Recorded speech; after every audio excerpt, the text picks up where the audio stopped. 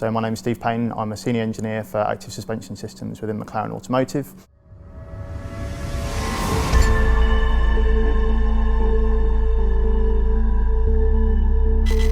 On McLaren Senna, active aerodynamics is the ability to manipulate an aero surface to a given control strategy.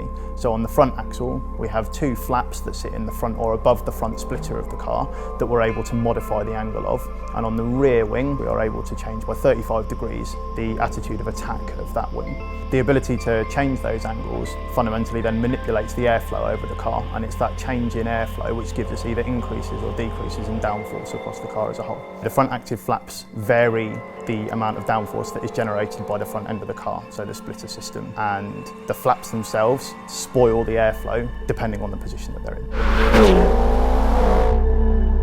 The DRS system is a drag reduction system that we have on the car. If all of the aerodynamics on the car were to remain static as we built vehicle speed, we would reach a point where the load generated by the overall vehicle platform would become too much for the overall body structure and the overall suspension structure. Above speeds of 250 kilometers an hour, we start to trim off the downforce level that is generated. The main reason why we have an active aero system is to broaden the bandwidth under which the car can operate at its peak performance. The most obvious driver feedback that you get from the aerodynamic system is on the brakes, because it's that transition from high-speed DRS mode, the lowest drag position that you have on the car, to you slam on the brakes. In that transition, so from when the driver lifts off the throttle, the system is already responding at that point, and it's got a half a second response time. So that point when you get on the brakes, which as a system are already bleeding edge technology when it comes to that, the aero shift that you have and the aero balance that you have to give you that much stability on the brakes is massive.